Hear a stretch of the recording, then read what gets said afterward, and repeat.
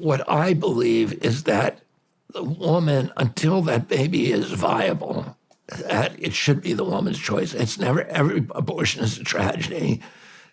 Every abortion is a trauma. But when you get the state involved in telling people what they can and cannot do with their bodies, it's a mistake.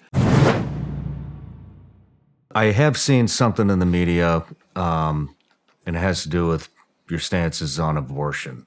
I don't know what it's true and what's not. So I've been seeing articles that say that you think that abortion should be up to full term. Is that true? Well,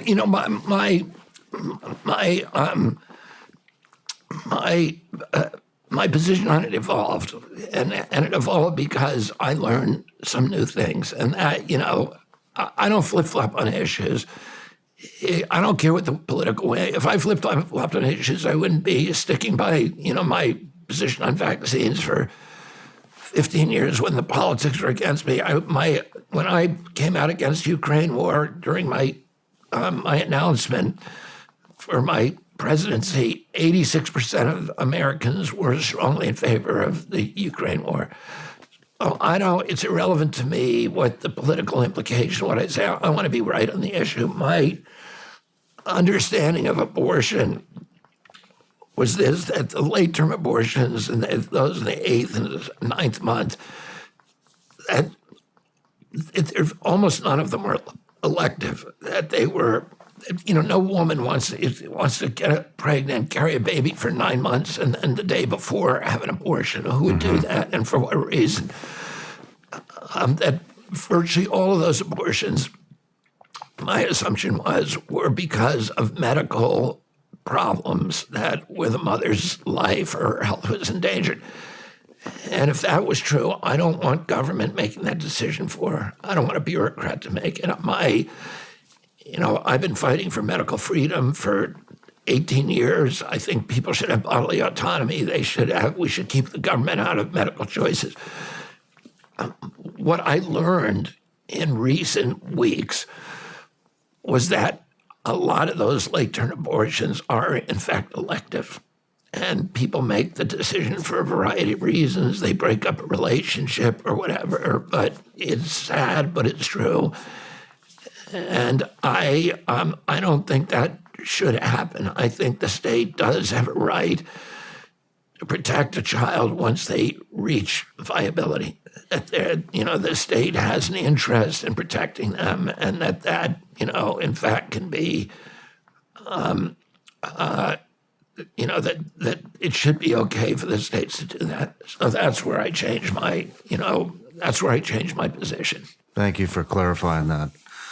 I want to ask you one other thing about abortion, or actually it's not even about abortion, but we talked about God. You're a Catholic, grew up in that, had a spiritual awakening. When do you think that the soul enters the body?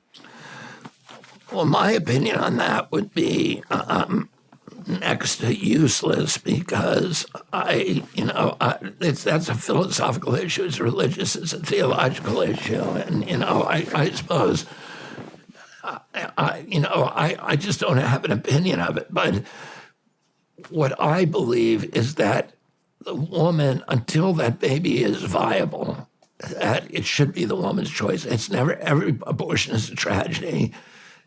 Every abortion is a trauma. But when you get the state involved in telling people what they can and cannot do with their bodies, it's a mistake.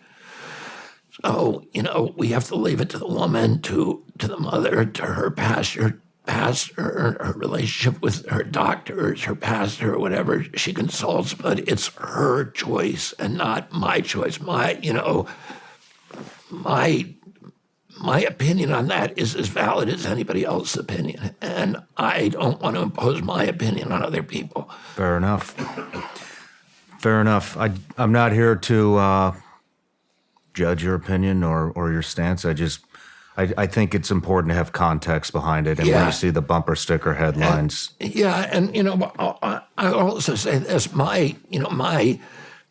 I think as a nation, a moral nation, we need to reduce the amount of abortions and increase the amount of live births in life. And if you go to our webpage, you'll see that our position is more choice, more life.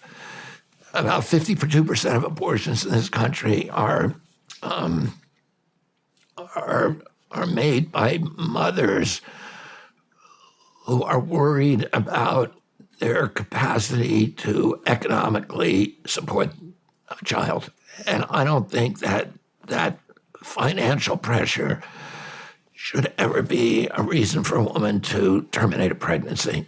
And I think we need a child care system in this country that makes it, that will allow women to keep their babies no matter what, and not bring them and not terminate a pregnancy because they're worried about finances. And I think our program will end up dramatically reducing the number of abortions in this country, which is my objective. And by the way, if you have a different opinion from me, I respect your opinion. I come from a family that's split on this issue. I understand it's complicated, and people are doing their best to reconcile their conscience with various other realities. And, I have to do that for my own, and I don't think there's any good choice here. Yeah. But I do think that ultimately we have to trust women.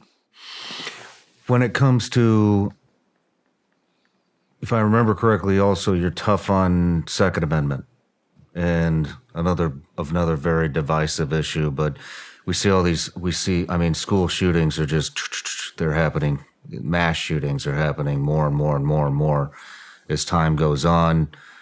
There's arguments on both sides. What is your stance when it comes to gun control? What I've said about the Second Amendment is I'm not going to take anybody's guns.